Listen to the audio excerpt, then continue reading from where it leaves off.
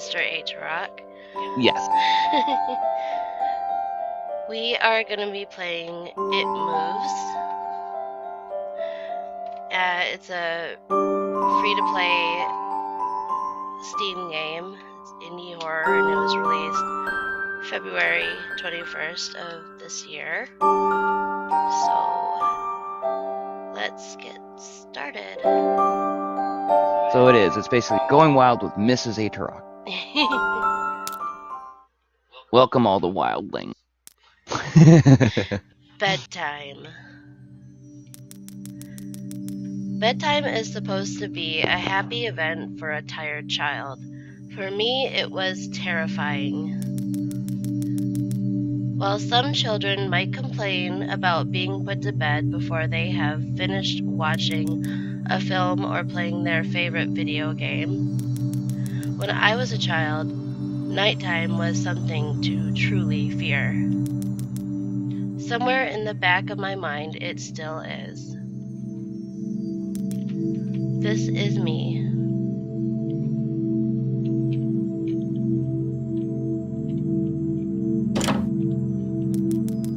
I cannot prove that what happened to me was objectively real, but I can swear that what I experienced was genuine horror.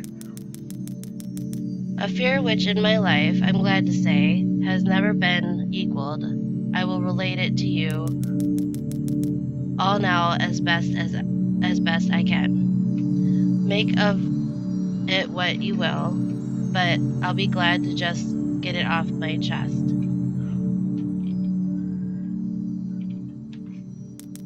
This is my father. I can't remember exactly when it started, but my apprehension towards falling asleep seemed to correspond with my being moved into a room of my own.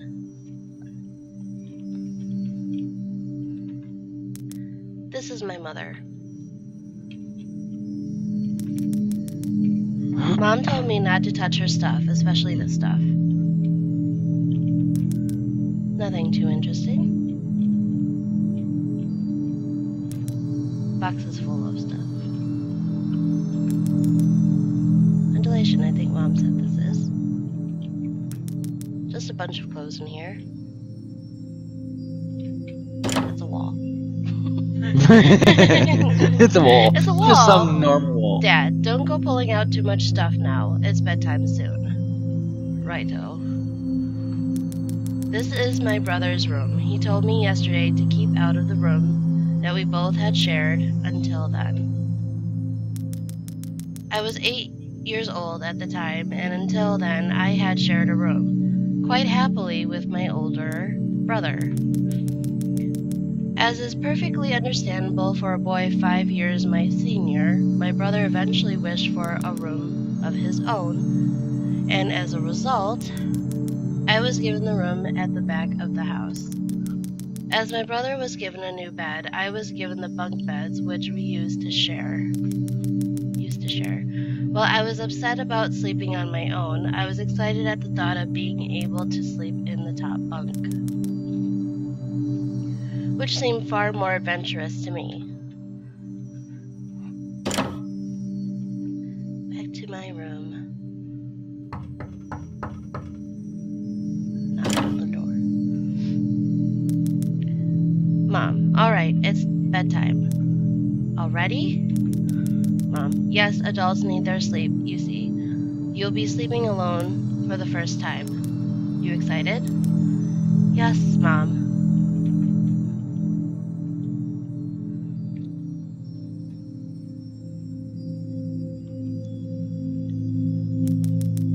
Mom, alright, I'm turning off the lights. Good night. Good night. I toss, turn.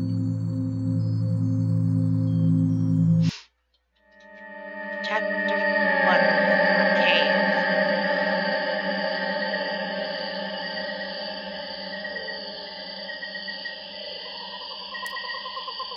Yes. Save.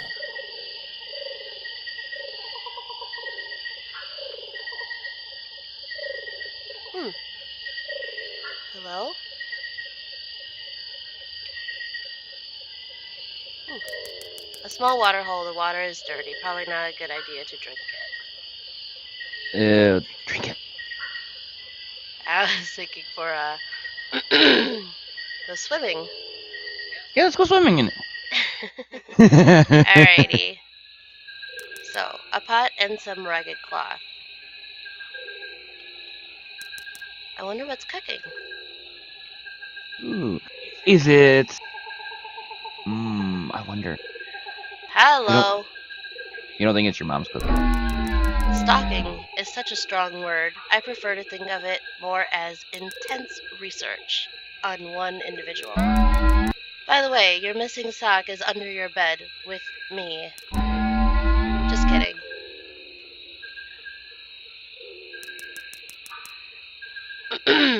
A cold, unwelcoming breeze comes from the bottom of the stairs.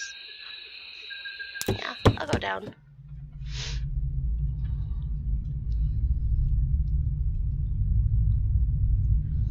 What is lurking around in the darkness?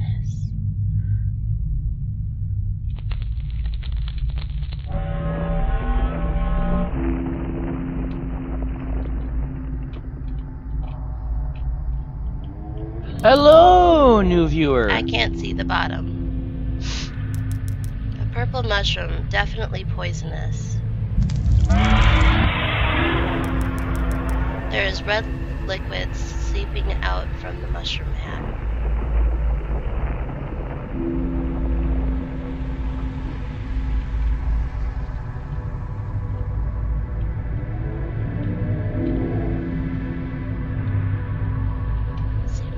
There we go.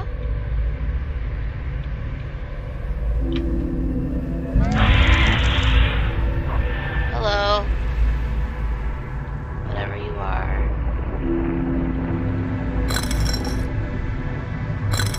Okay, so we got to try to be able to walk across that. So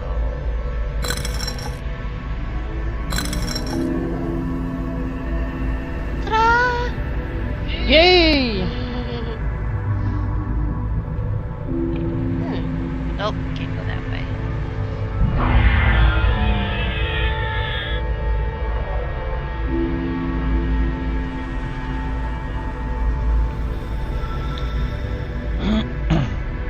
Just a little boy.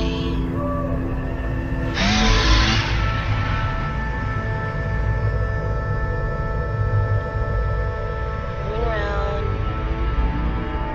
Deep, dark, creepy cave. Nothing spooky about this at all. Try not to fall.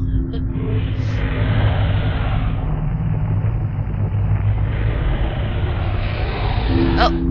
Oh! Ah! No! Oh.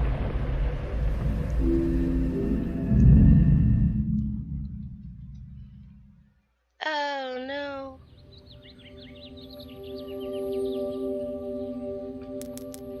Mom! I had a bad dream. Mom!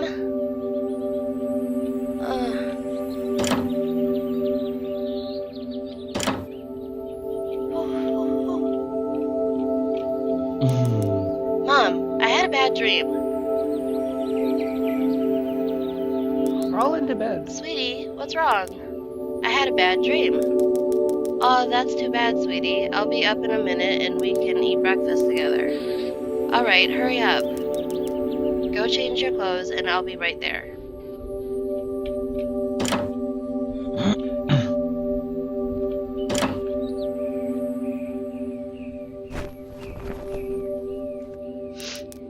And so another day started. It was a day of little importance to our story. I won't bother you with details. The one thing I remember is that even though I played with friends like I always did, I somehow still felt lonely. Ooh. I didn't enter my new room until later that night. It was time to go to sleep. Again.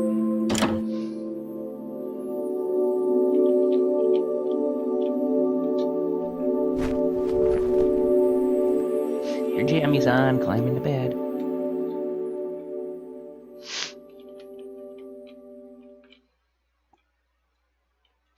His room looks really nice.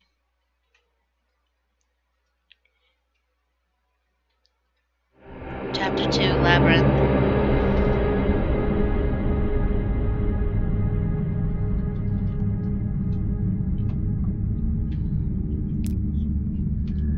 Save.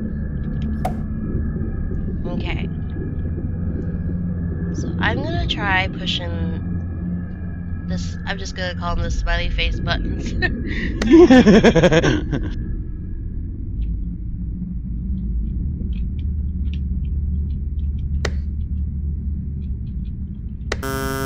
Oh. Oops. Okay. Let's try this again.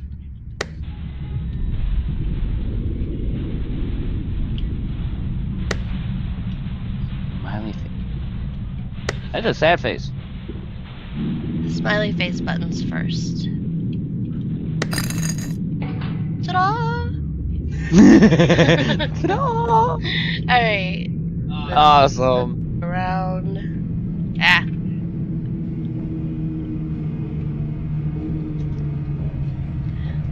There's a creepy cloaked spirit. Okay.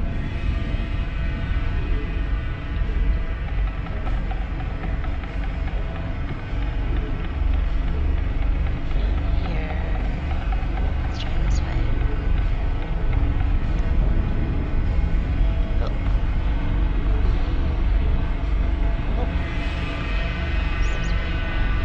This, some kind of machinery.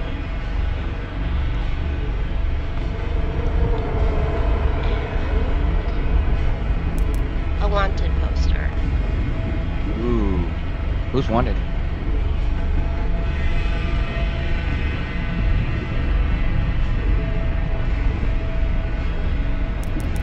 Ventilation, maybe? The air is still stuffy, though. Ooh. Ow. And there's that creepy spirit again. She's... or it is watching me.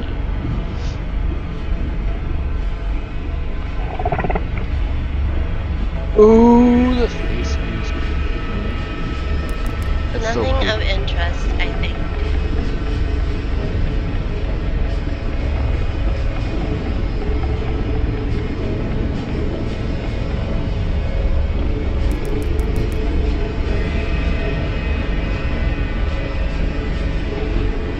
Just weird. Looks like a fan.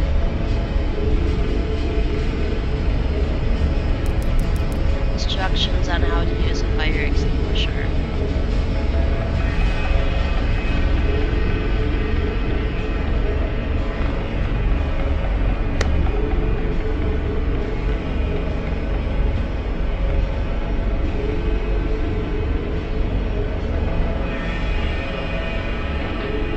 Oh, I saw something moving over there. Yep, Whoa. shadow up Get here. up.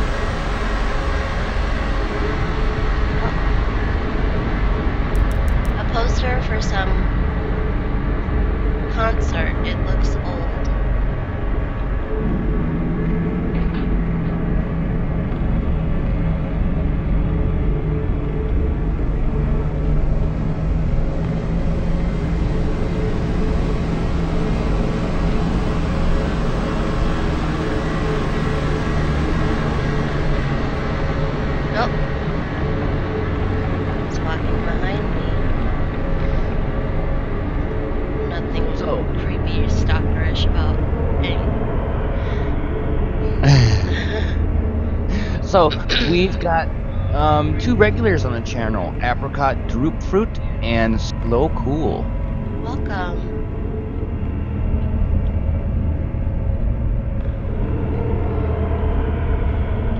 Okay, so waiting for something new to appear.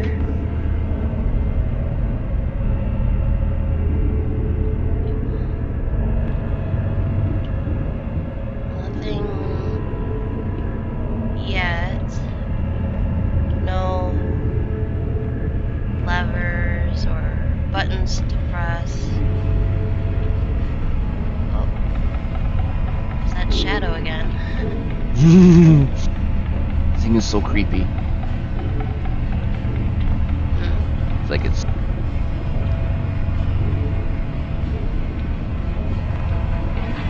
I think it's coming after your booty.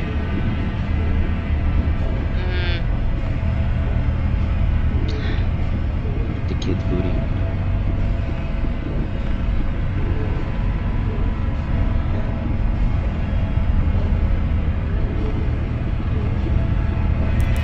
Anacorp, what's that?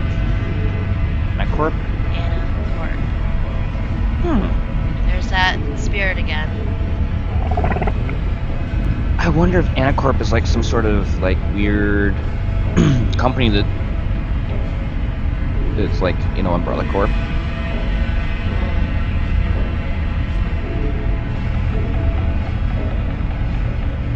Okay. Oh, there he goes. Just came from behind Yep. Nothing new yet. you. Oh. So I'm kind of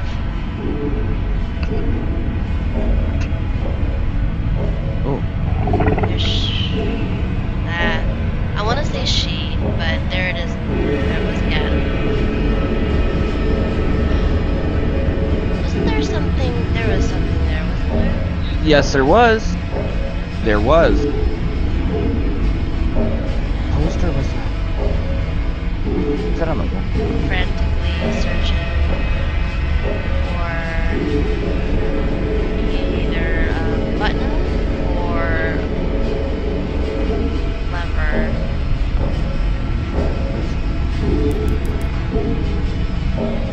The face on the screen seems to be getting brighter. I noticed that. That is. Watching me. Almost like something from Anonymous. Where they literally are watching you inside your computer.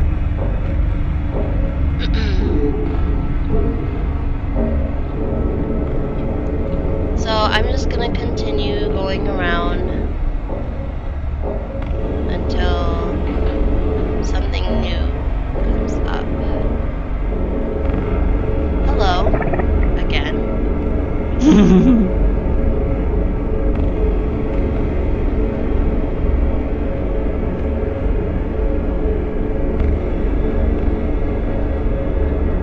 And something tells me that you are not here to help me, so.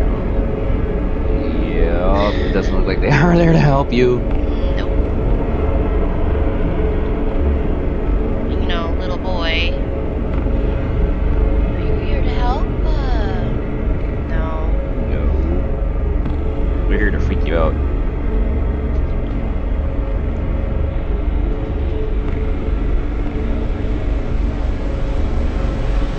I'm gonna try this again.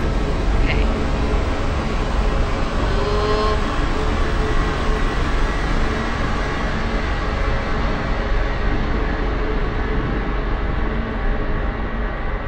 A little more intense there. Seems it's getting a little darker and the face is getting brighter. I just heard a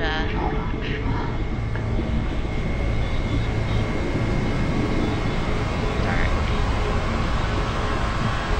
Welcome, new viewers.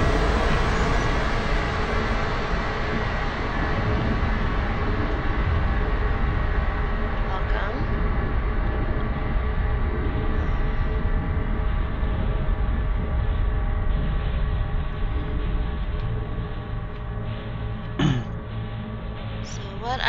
currently doing is trying to find a way out of here. Mm. And those buttons aren't flashing. There's no new area. I just heard a door open. Ooh.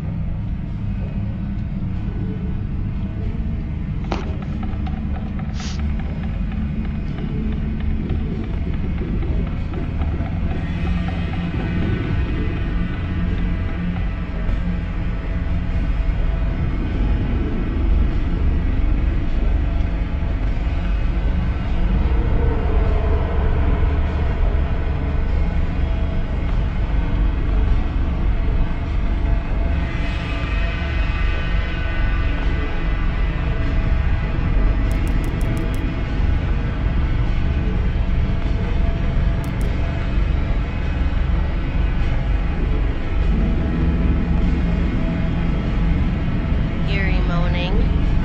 Ooh. I hear that.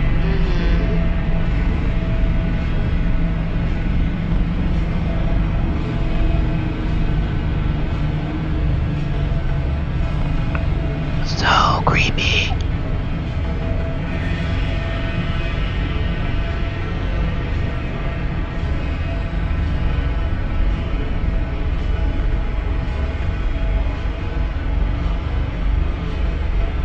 Now see, the face is brighter there.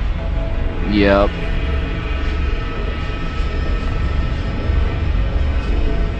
There has to be something I'm missing. I've gone through every inch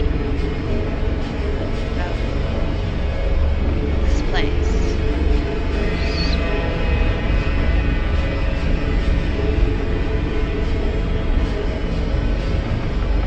Looking for something newer every time.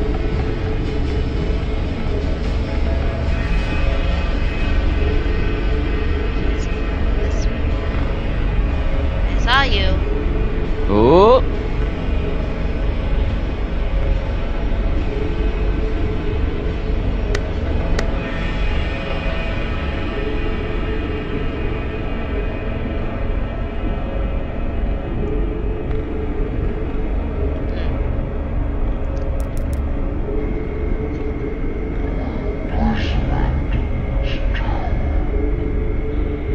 Wait.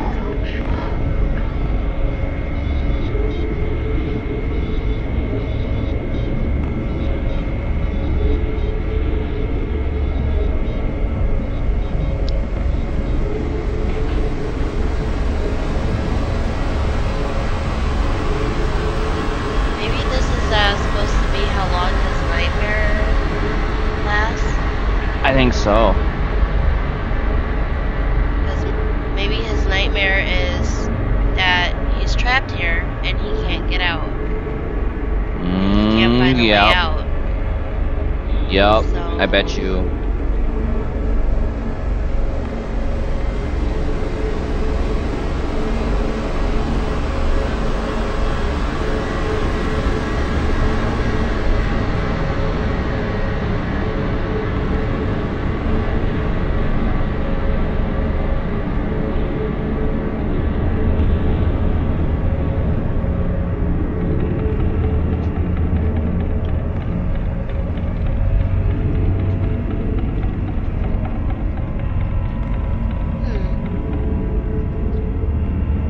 Yeah. Button, nothing is lighting up yet.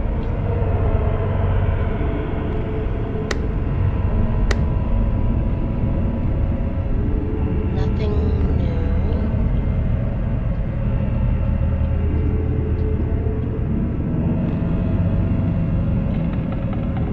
Ghost. It's Ghost and it is not Casper.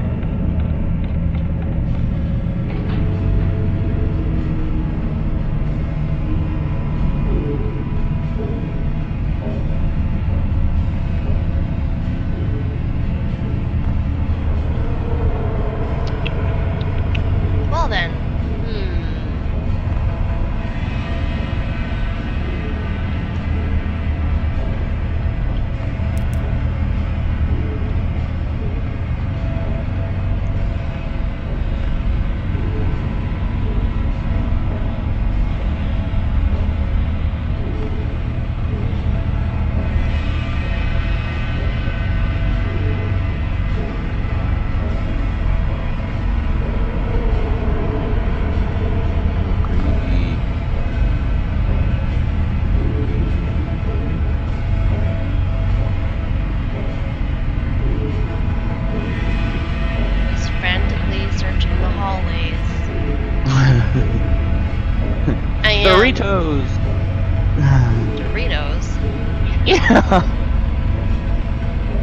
Doritos.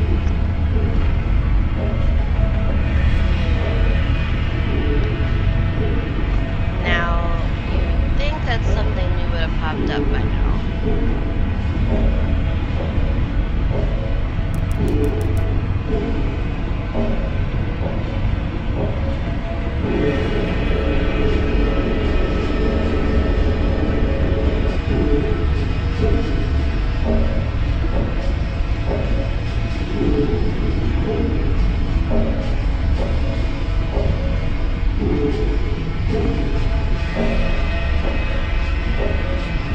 So yeah,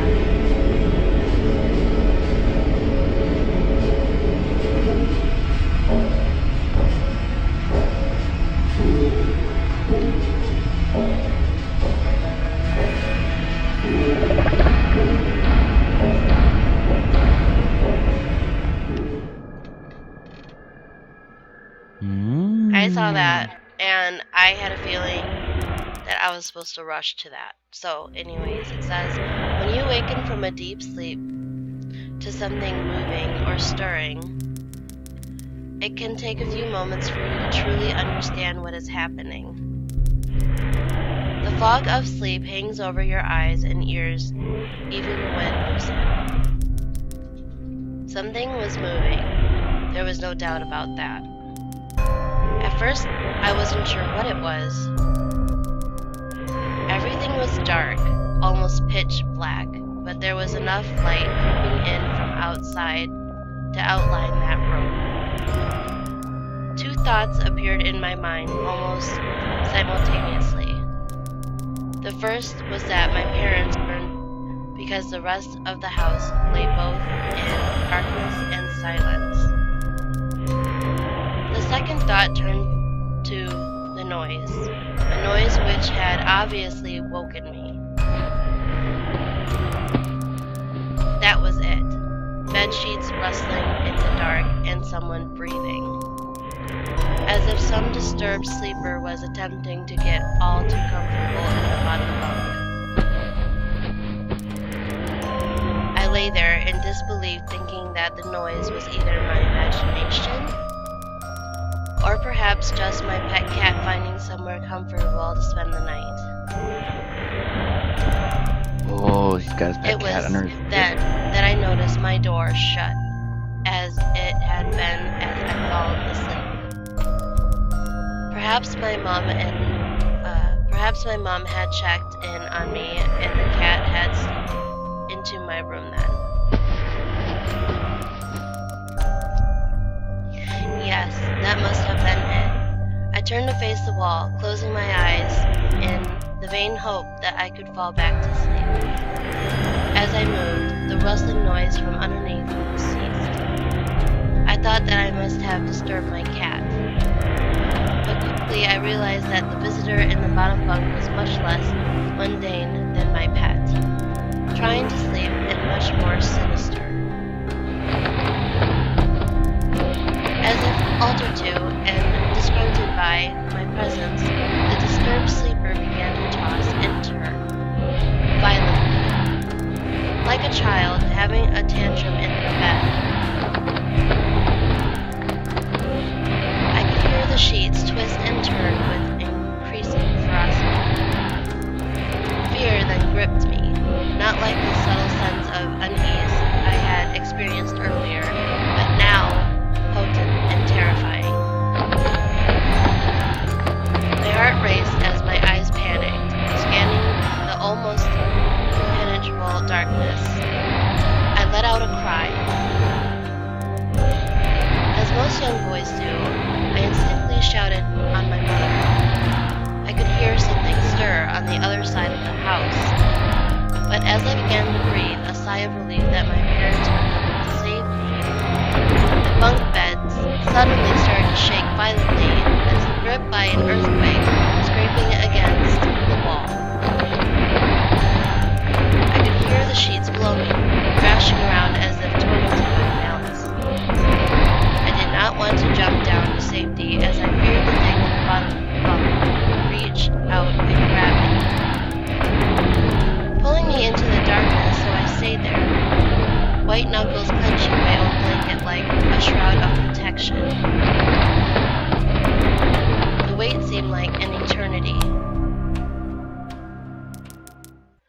wrong? Did you have a bad dream?" I cried, and my mother consoled me. Tears of fear, followed by relief, streamed down my face. Yet through all the horror and relief, I did not tell her why I was so upset. I cannot explain it, but it was as though whatever had been in that bunk would return if I even so much as spoke of it. Whether that was the truth, I do not know, but as a child I felt as if that unseen menace remained close, listening.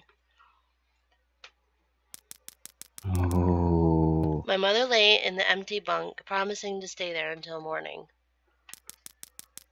I remember the next day wanting to go anywhere, be anywhere, but in that suffocating room.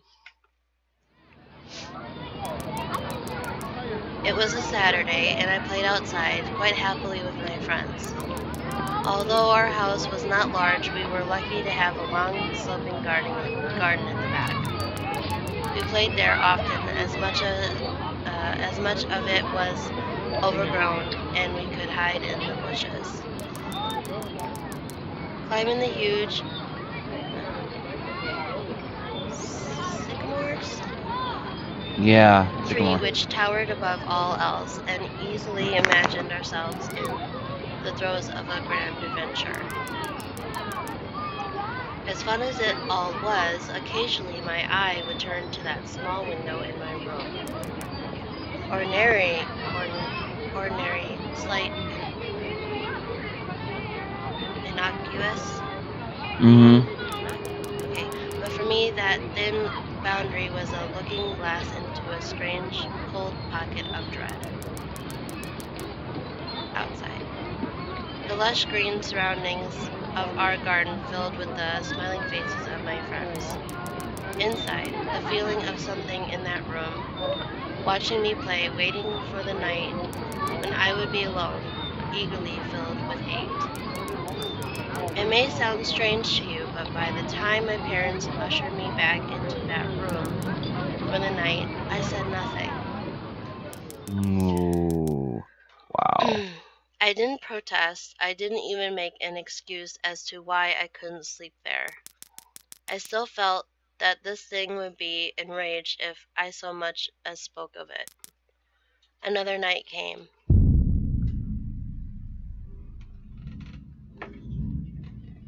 Welcome to the stream. Welcome. Chapter 3, Factorize.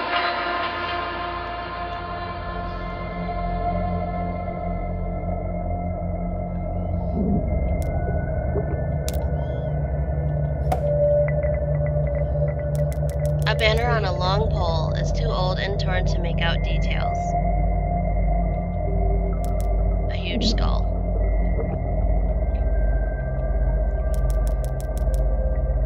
Okay, this one says the same thing. A banner on a long pole. It's too old and torn to make out details.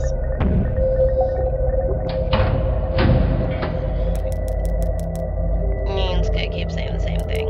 So I'm just gonna go this way. Keep going this way. You're back in the same room.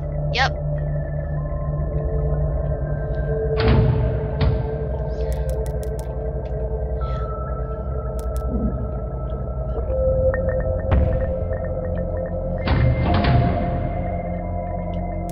Endless walkway. And it's getting darker too. Every time It I is. re-enter, it gets darker. His eyes get brighter too. Brighter. The skull, yep.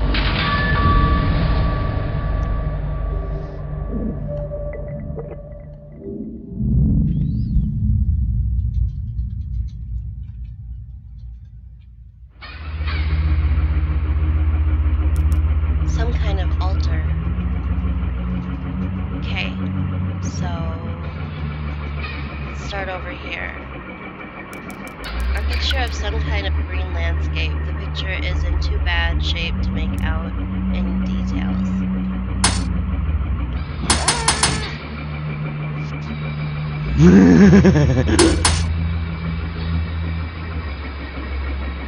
At first, I was afraid that was going to chop like the top of my head. Okay, so this is some kind of machine. Ooh. Stick your fingers in it. I can't. Dang it. That's the fun part, is Okay. poking things. The floor, it's written in Yeah. blood. That's my guess. It says hello. Ooh.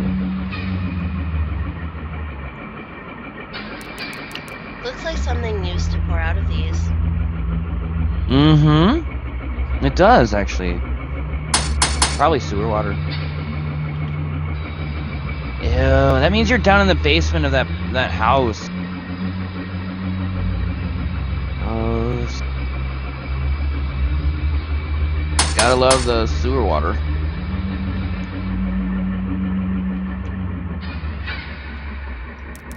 Looks almost like the lights on the runway at airports.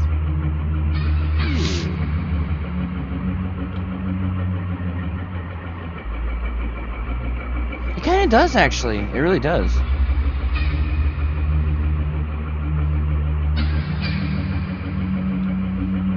I'm gonna go this way. Go that way yet. And I can't go that way.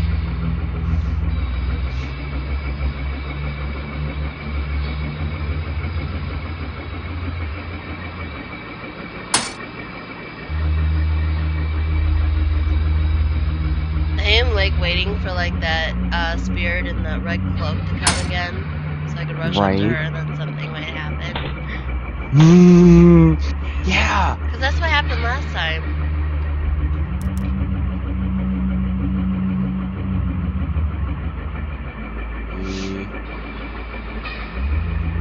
Those machines look like they're made out of blood and organs. They do. Chips Ahoy. Chips Ahoy Chewy.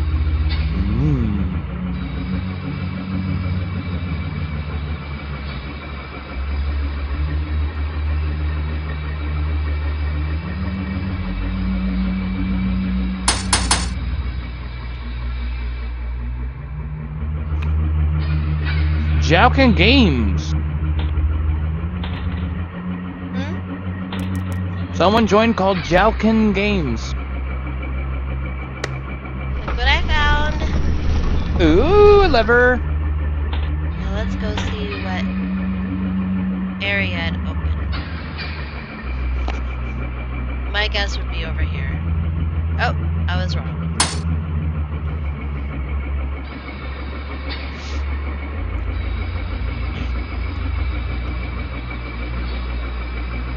All of a sudden I got Mario in my head. Okay.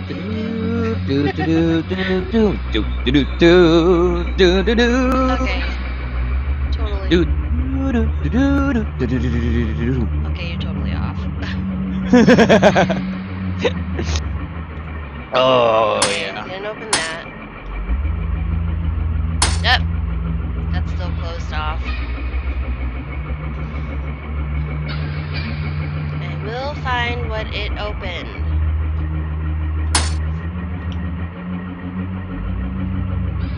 Oh! Hello. Nothing spooky about you at all. The hello is gone. The writing on the floor.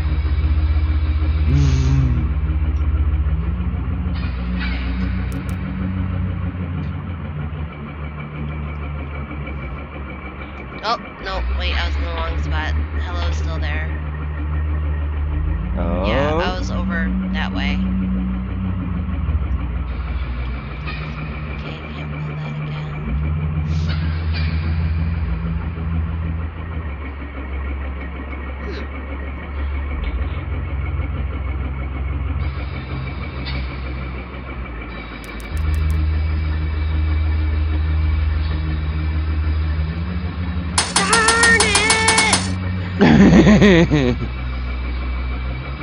It won't let you in, will it? No, that's why I was jiggling the bars.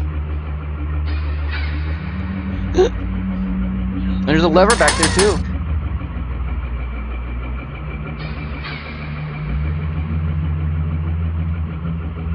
Were the behind the bars? Yeah. Yeah, I noticed that.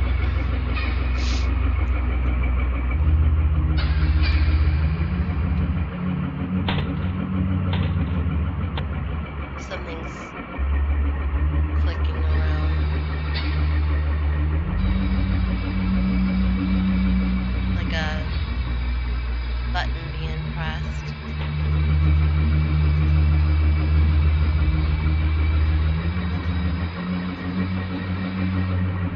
Oh, yeah. How are you? Uh-oh. Somebody knows you're there. So I just pulled that. So let's go see what that opened. That.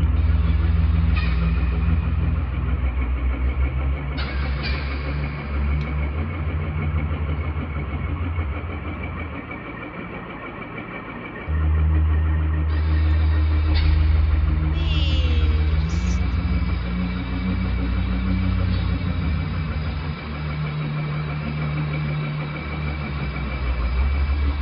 Ha!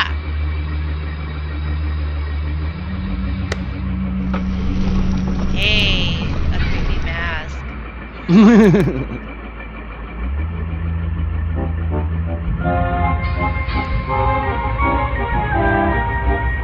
Hi. Well, that is very creepy.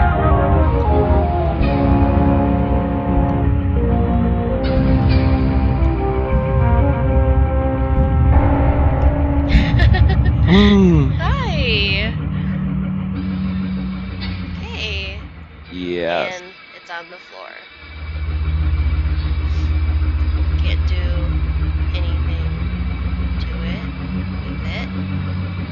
So I will just continue on with my little creepy journey here. So let's go check this muffin a different one. So this way.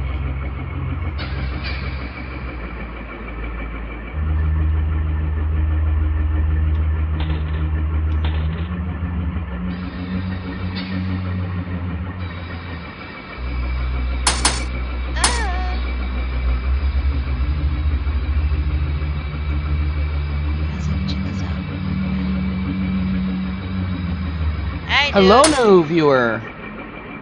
Welcome to the stream. Welcome. We are currently streaming It Moves.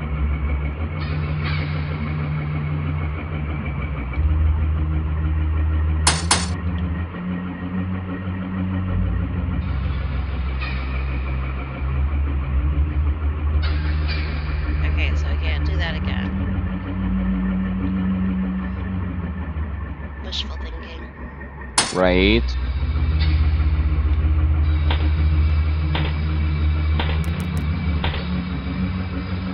Yeah. Constant noise of like a button being pressed. Oh, I hear that.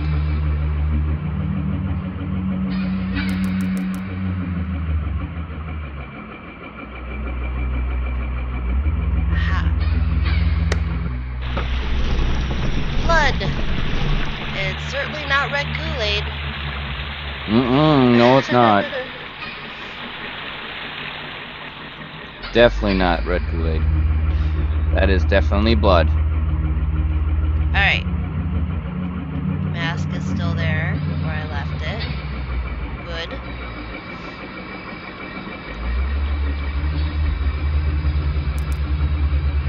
I knew about the altar, so let's go this way.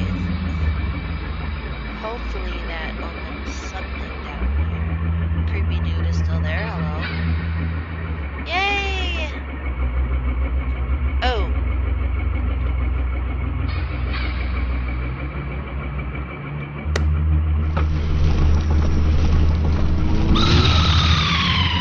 Oh, okay. Ooh. It wasn't creepy at all. Yeah, it was. Extremely creepy.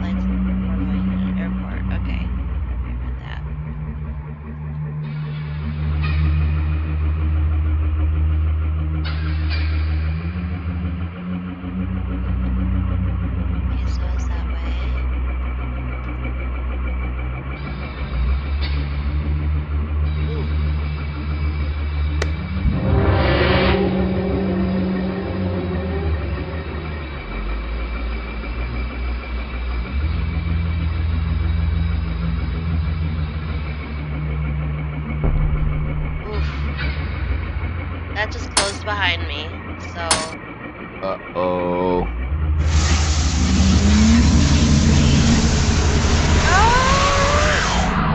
Uh-oh.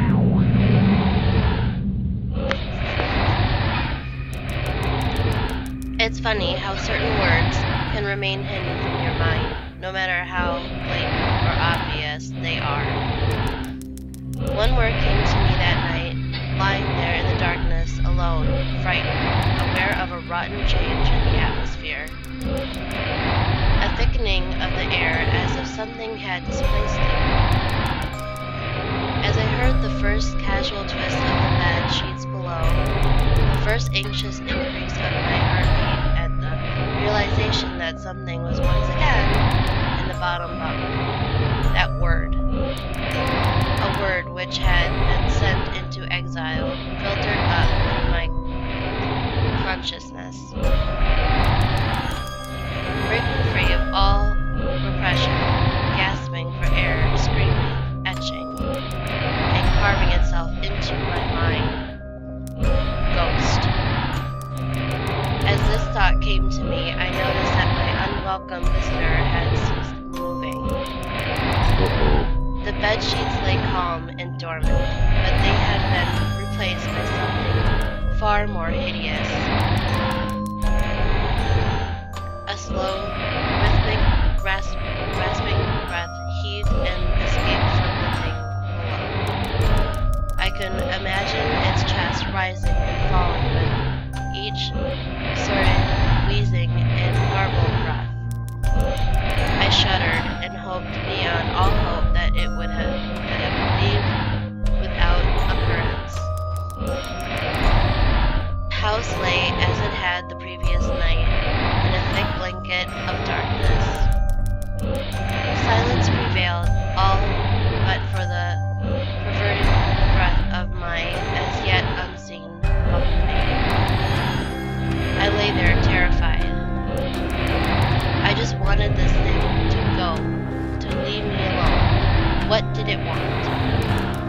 Then something unmistakably chilling transpired. It moved. It moved in a way different from before. When it threw itself around in the bottom bunk, it seemed unrestrained, without purpose, almost animalistic. For that thing lying there in the darkness, that thing which seemed intent on terrorizing a young boy, calmly and nonchalantly sat up. Its labored breathing had become louder. Now only a mattress and a few flimsy wooden slats separated my body from the unearthly breath below. I lay there, my eyes filled with tears. A fear which mere words cannot relate to you, or anyone else coarse human beings. I would not have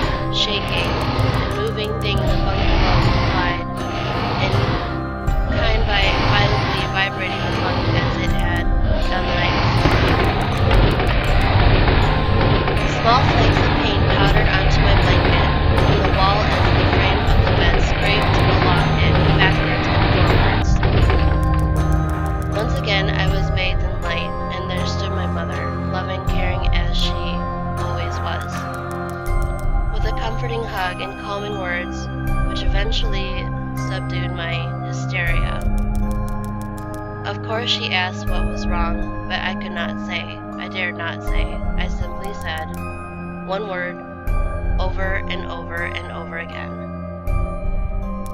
Nightmare.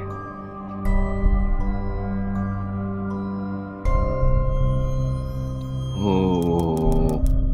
This pattern of events continued for weeks, if not months. Night after night, I would awaken to the sound of rustling sheets. Each time I would scream so as to not provide this abomination with time to prod and feel for me. With each cry, the bed would shake violently, stopping with the arrival of my mother, who would spend the rest of the night in the bottom bunk, seemingly unaware of the sinister force torturing her son nightly. Along the way, I managed to feign illness a few times and come up with other, less than truthful, reasons for sleeping in my parents' bed. But more often than not, I would be alone for the first few hours of each night in that place. The room where the light from outside did not sit right, alone with that thing. With time, you can become desensitized to almost anything, no matter how horrific. I had come to realize that, for whatever reason, this thing could not harm me when my mother was present. I am sure the same would have been said for my father, but as loving as he was, waking him from sleep was almost impossible.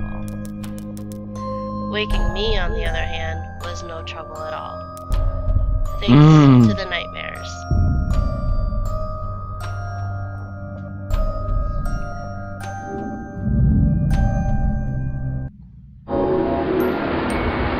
Chapter 4, Anger Overload.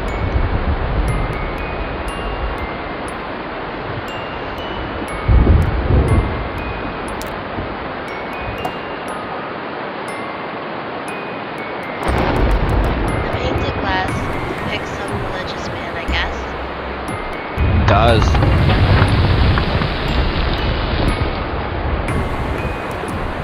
Earthquake? A hook hangs from the wall. A piece of meat hangs to dry from it.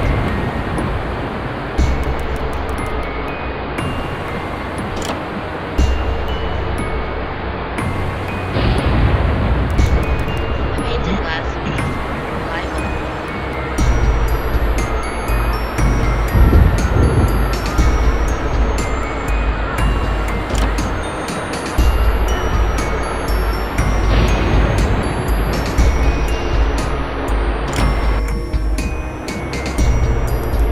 Various jars with disgusting stuff inside.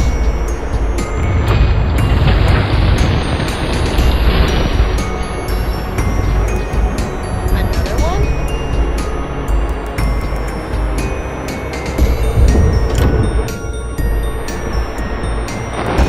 It's a big pool, but I'd rather not use it.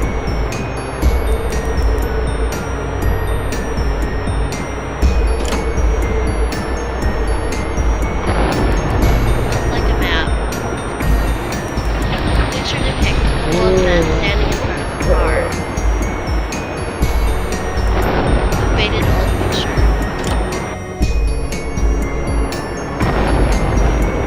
But this looks to be cats hanging. It does. It Yeah, looks. Oh, dead. they are. They're hanging from hooks.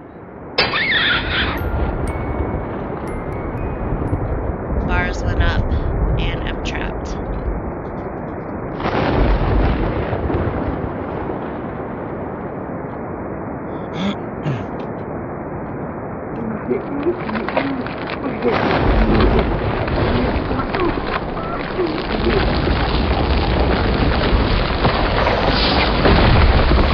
The darkness swallowed me. Oh.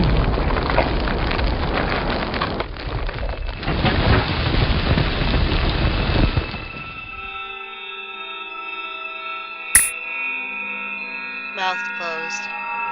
Ooh.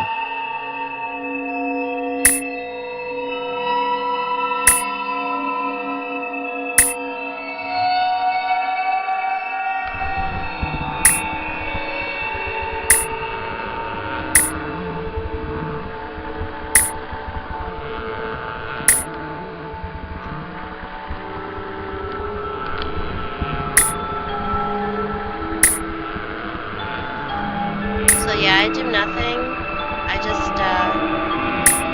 going down this till something Places. different happens. Mouths are already closed.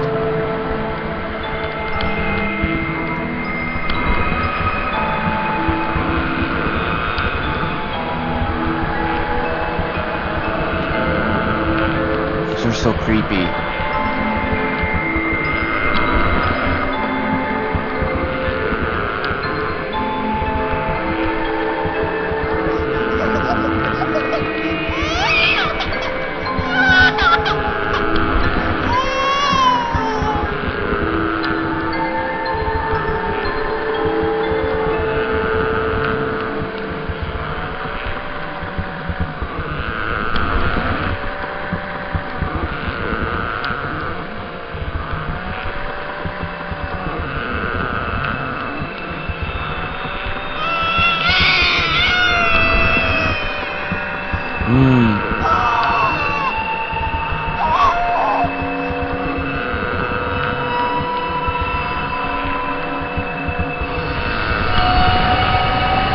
Whoa!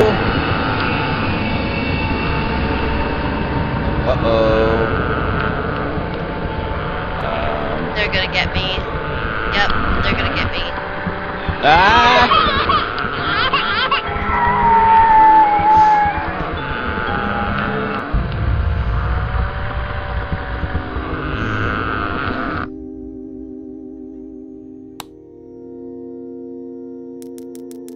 My greatest fears were released in the winter.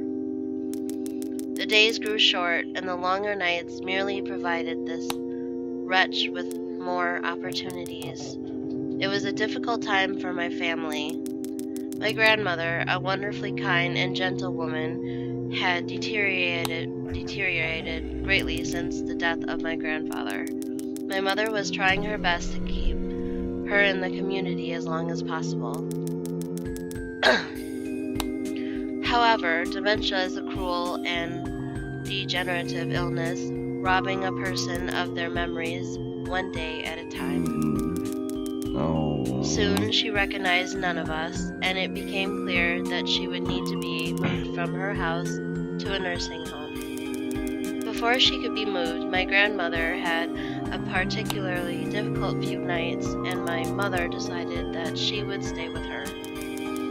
As much as I loved my grandmother and felt nothing but anguish at her illness, to this day I feel guilty that my first thoughts were not of her, but of what my nightly visitor may do should it become aware of my mother's absence.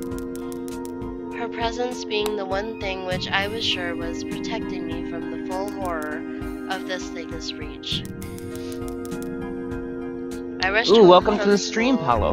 that day and immediately wrenched the bed sheets and mattress from the lower bunk, removing all of the slats and placing an old desk, a chest of drawers, and some chairs, which we kept in a cupboard where the bottom bunk used to be. I told my father I was making an office, which he found adorable. But I would be damned if I give that thing a place to sleep for one more night. As darkness approached, I lay there knowing my mother was not in the house. I did not know what to do.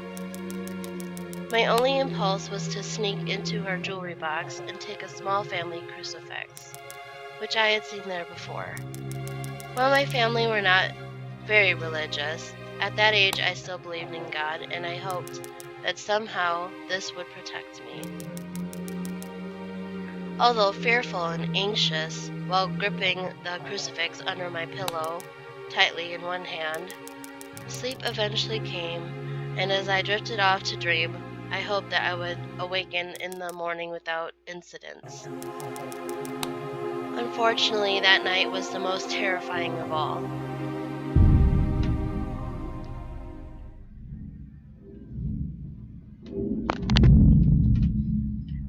Chapter 5, Urban Explorer.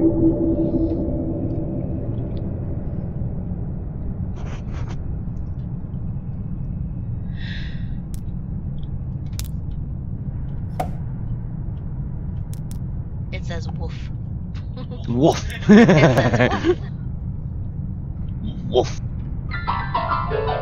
When should I hit the panic button?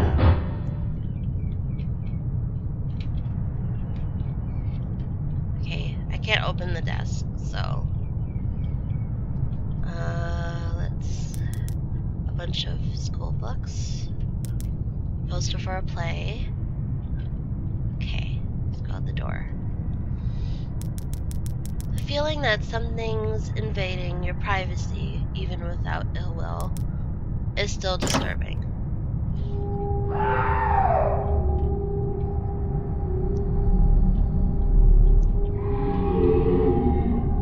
Whew. I couldn't move there for a sec.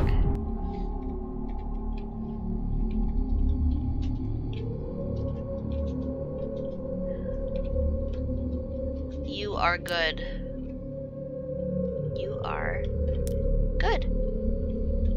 Told by a creepy lady. The clock has stopped.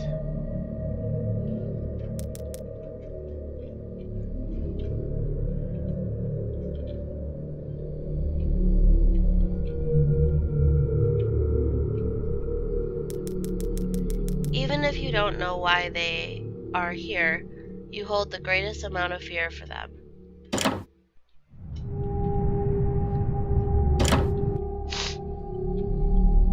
A bathtub in the middle of the classroom. It's a triceratops.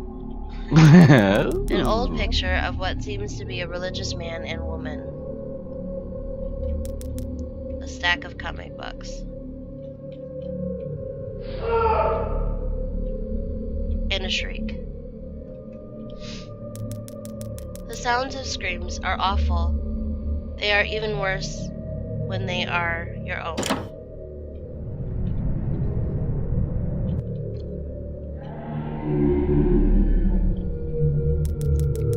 There are various school rules printed here. Let's try this. The lock on the door is broken. I don't think I can get in here. Okay. Uh-oh. Oh! Something went down the stairs. Try this real quick. Ooh! Oh, hello. What are those? I do What not know, are but I better get those? out of it. I can't go that way. What is this place? Looks like some sort of theater. Yeah, I thought that too, but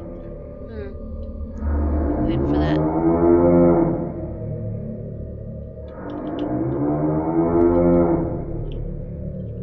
Trying to.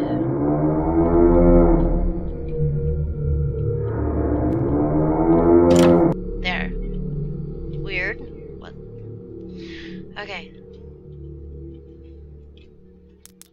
A busted old machine of some sort.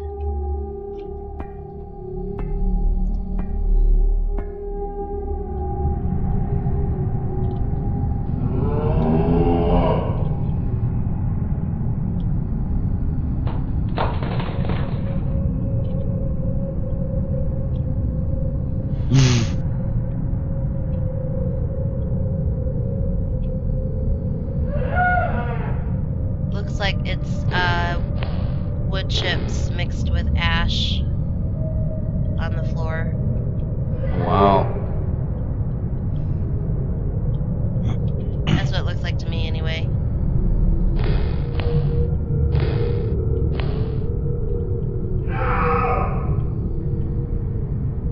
It does. The lights are just eerily swinging.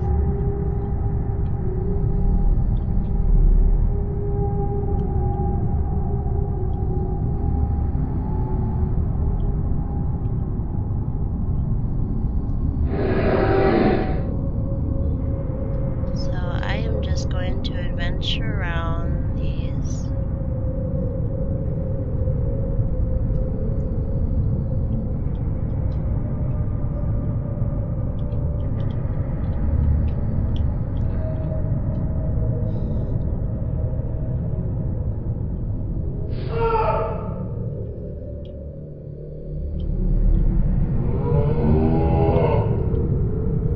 We got 15 viewers so far. Hello, everyone. Yes, we've got Apricot Dupe Fruit, Commander Root, Jowkin Games. I'm hoping I'm pronouncing this correctly. Halalo or Hallo 435. We got So Cool. Or sorry, Slow Cool. We've This got is new. Okay, so I'm just going to nervously get on up top this thing. I can't move, so uh-oh. they are going to perform something. It looks like a sacrificial ritual. Yeah. Uh-oh.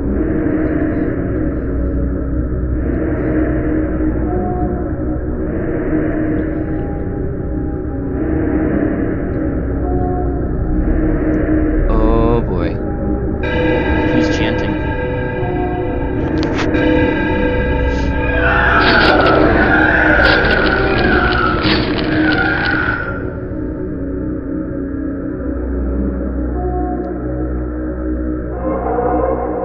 Oh boy.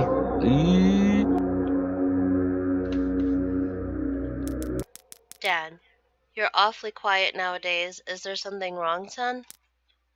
Nothing. Are you sure? Is there something wrong with your new room? Are you lonely without your brother? No. All right then.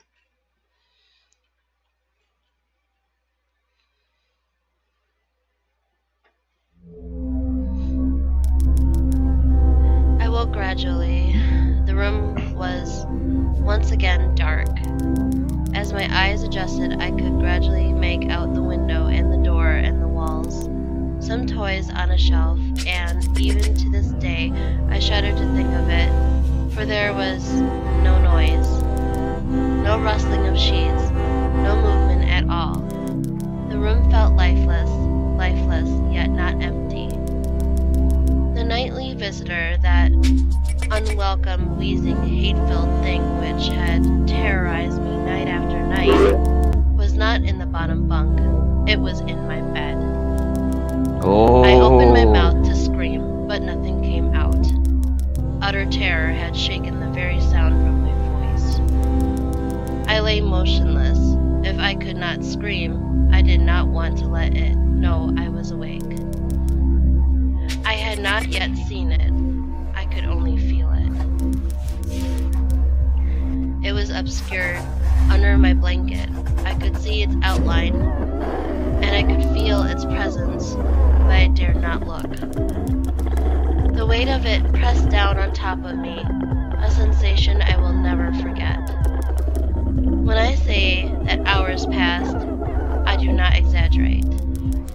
Laying there motionless in the darkness, I was every bit as scared and frightened young boy. If it had been during the summer months, it would have been light by then. But the grasp of winter is long and unrelenting, and I knew it would be hours before sunrise. A sunrise which I yearned for. I was a timid child by nature, but I reached a breaking point. A moment where I could want no more, where I could survive under this intimately deviant abomination no longer. Fear can sometimes wear you out, make you threadbare, a shell of nerves, leaving only the slightest trace of you behind. I had to get out of that bed. Then I remembered the crucifix. My hand still lay underneath the pillow, but it was empty. I slowly moved my wrist around to find it, minimizing as best I could the sound and vibrations caused, but it could not be found. I had either knocked it off of the top bunk, or it had, I could not even bear to think of it, been taken from my hand. Without the crucifix, I lost any sense of hope. Even at such a young age, you can be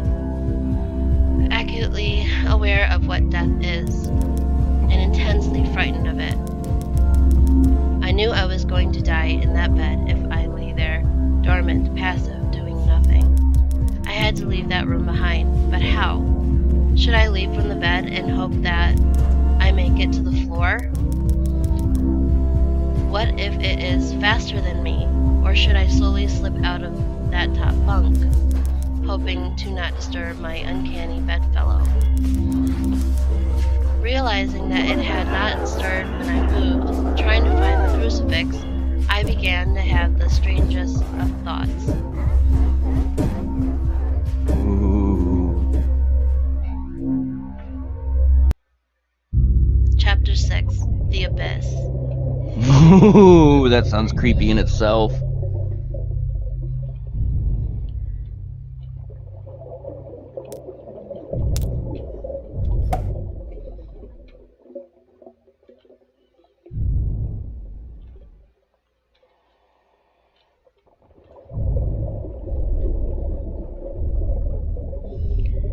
I gotta go this way.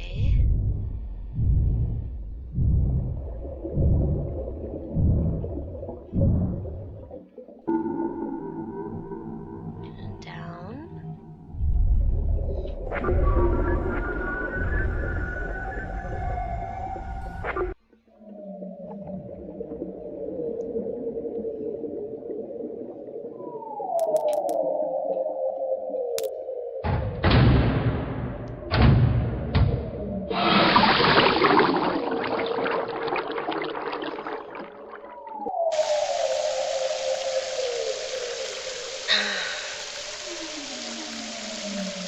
So, down I go. Oh, Ooh, that looked like his dad. it did.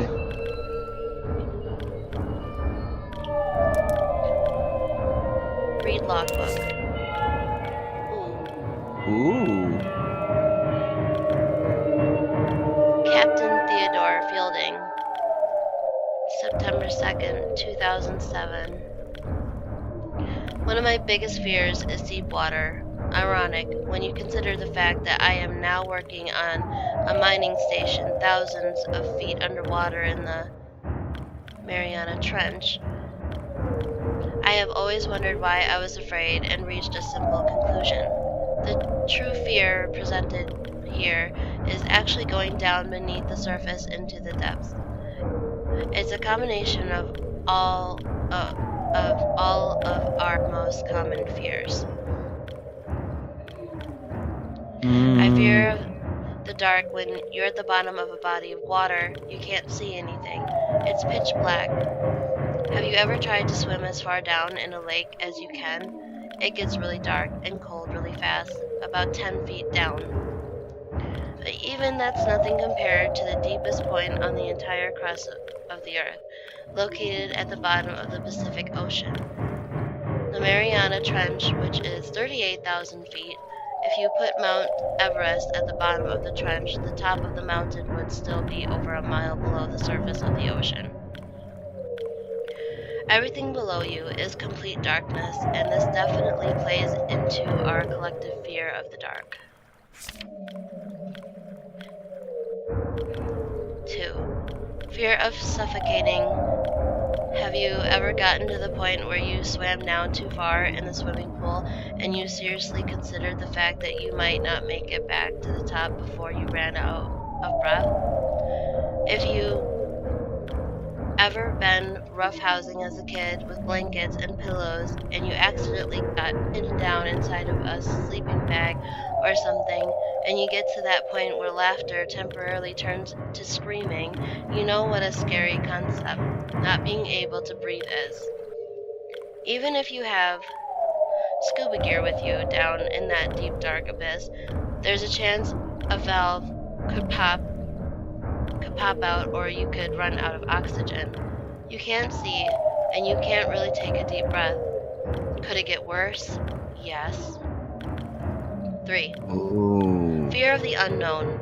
There are over 1 million species of creatures in the ocean, and scientists estimate there are an additional 9 million species yet to be discovered. That means we only even know what 11% of the creatures in the ocean are. Most of the beings in the ocean are things mankind has never even seen or heard of. Who knows what could be down there? Think about a time when you were walking in a dimly lit basement trying to find something.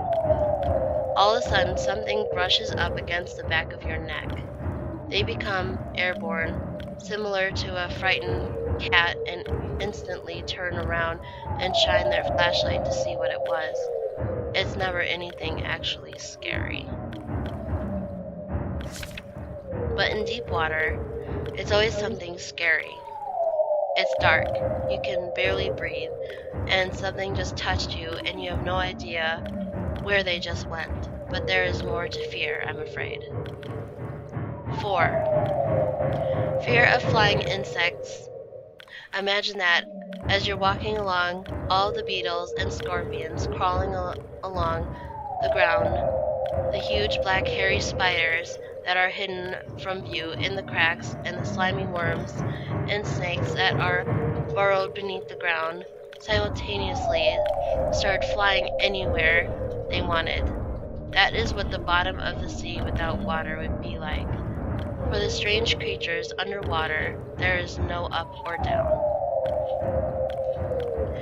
Even the manliest man, even though they appear to be calm, quickly tense up and become filled with the secret fear that the bug might land on their eyeball or fly into their mouth, and that's why men try so hard to kill them. Unfortunately, in deep water, you can't see any of the undiscovered, freakish, flying creatures that brush past your body as you grasp at your suffocating throat. 5. Fear of being caught. Imagine that you're running from a bear. You will be eaten if you are caught, and it doesn't help that bears can run faster sideways than the fastest human can run forward. When you're at the bottom of the sea, everything that is around you was built to move in water. If something truly frightening, like a shark or a giant squid, caught sight of you, you could turn the other way and flail about all you want, but the monster will catch up with you in a split second. You can't get away from anything. Even if you had the wherewithal to see and breathe, you couldn't run from danger. It would simply find you and devour you. There are lots of places that I wouldn't want to be, such as trapped in a burning house or alone in the vacuum of space.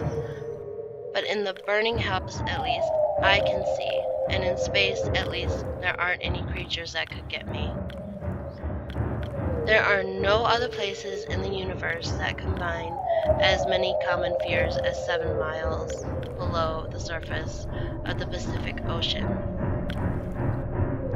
It is because of the combination of all of these fears that I am so horrified by deep water.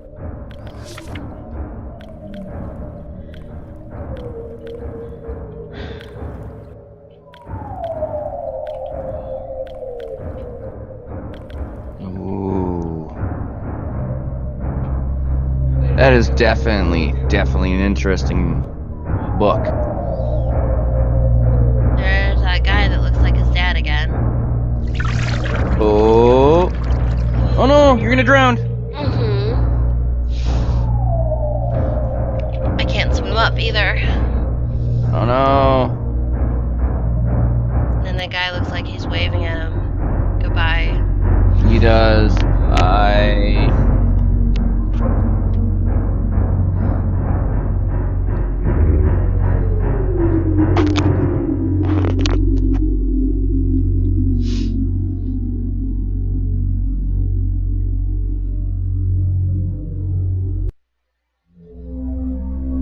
Uh-oh. The Kraken. What if it was asleep? It hadn't so much as breathed since I had woken up. Perhaps it was resting, believing that it had finally got me, that I was finally in its grasp. Or perhaps it was toying with me. After all, it had been doing just that for countless nights. And now with me under it, pinned against my mattress with no mother to protect me, maybe it was holding off. Savoring his victory until the last possible moment. Like a wild animal savoring its prey. I tried to breathe as shallowly as possible, and mustering every ounce of courage I could. I reached over slowly with my right hand and began to peel the blanket off of me. What I found under those covers almost stopped my heart. I did not see it, but as my hand moved the blanket, it brushed against something. Something smooth and cold. Something which felt unmistakably like a gaunt hand. I held my breath in terror, as I was sure it must now have known that I was awake. Nothing. It did not stir. It felt dead. After a few moments, I placed my hand carefully further down the blanket and felt a thin, poorly formed forearm. My confidence and almost twisted sense of curiosity grew as I moved down further to a disproportional... I can't say that word. Disproportionately large larger bicep. muscle. Sorry. No, that's the okay. arm was outstretched, lying across my chest, with the hand resting on my left shoulder as if it had grabbed me in my sleep. I realized that I would have to move this cadaverius, or is it appendage? I even Cadaverius? don't know. I can't even pronounce that. Sorry, everyone. Yeah, anybody can. I even so much as hope to escape its grasp. For some reason, the feeling of torn, ragged clothing on the shoulder of this nighttime invader stopped me in my tracks. Fear once again swelled in my stomach and in my chest as I recoiled my hand in disgust. At the touch of straggled, oily hair, I could not bring myself to touch its face, although I wonder to this very day what it would have felt like. Dear God, it moved.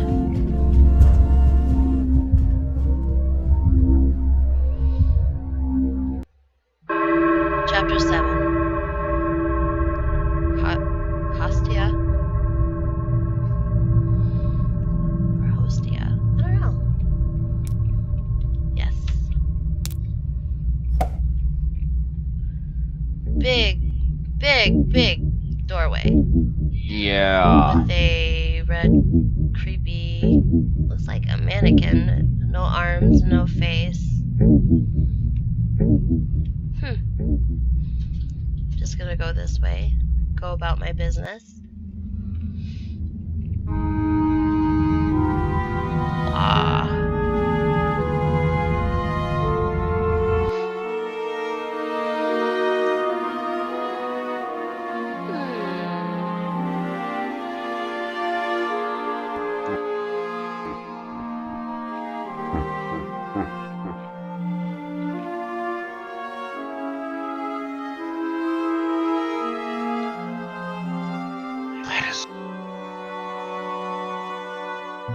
Jesus, that is so creepy. What are those? I dare not ask. Ew.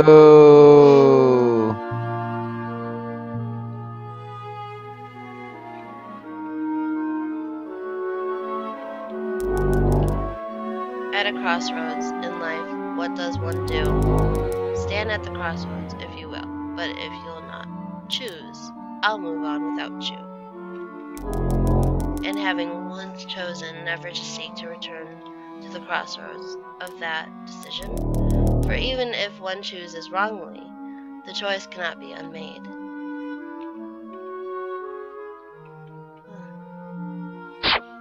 Oh, hello again.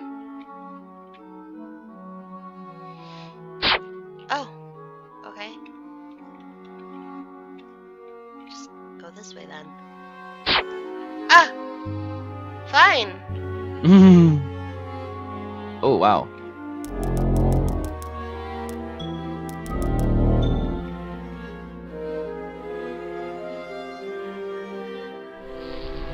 Oh, it's different. Uh-oh. Uh-oh.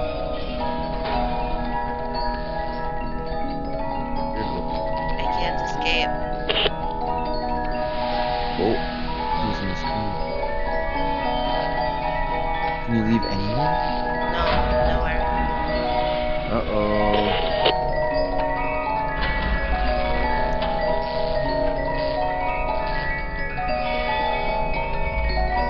It's lighting up when you get closer to it. Can you go behind it, I wonder?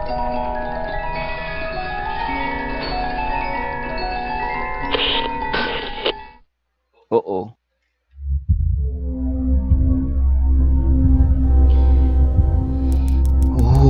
It moved. It was subtle, but its grip on my shoulder and across my body strengthened. No tears came, but God, how I wanted to cry.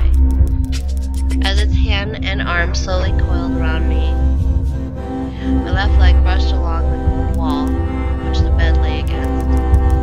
Of all that happened to me in that room, this was the strangest.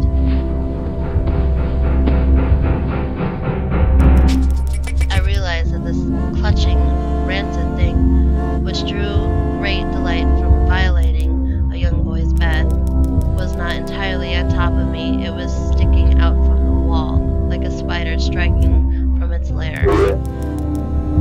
Suddenly, its grip moved from a slow tightening to a sudden squeeze. It pulled and clawed at my clothes as if frightened that the opportunity would soon pass. I fought against it, but its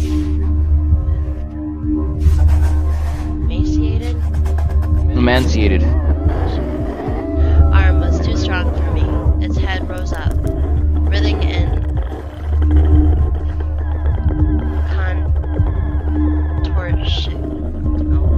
contour under the blanket. Okay, anyways, I now realized where it was taking me, into the wall. I fought for my dear life.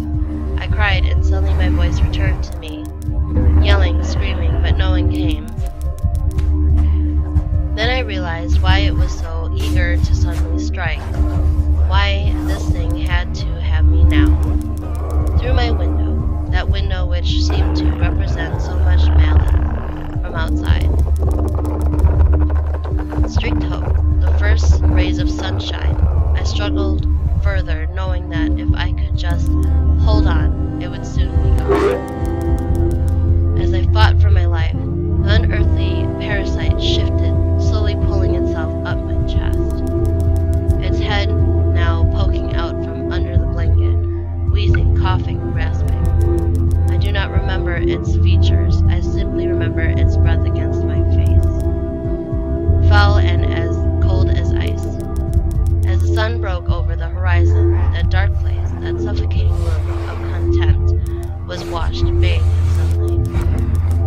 I passed out as its scrawny fingers encircled my neck, squeezing the very life from me.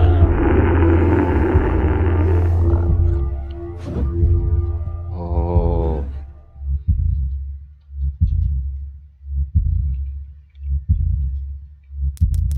I woke to my father, offering to make me some breakfast. A wonderful sight indeed. I had survived the most horrible experience of my life until then, and now.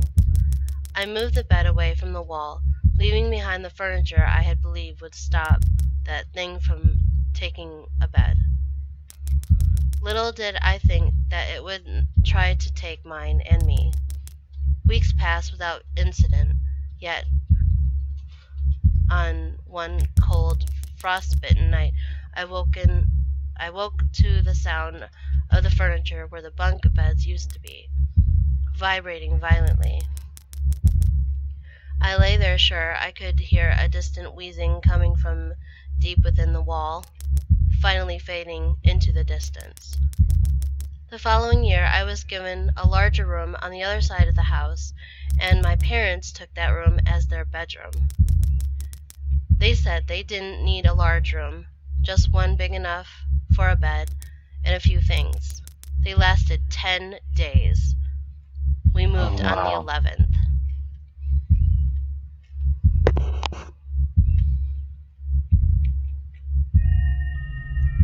It moves. Wow. That was awesome. I hope you guys really, really enjoyed that. Yes. Baby, did you enjoy streaming that?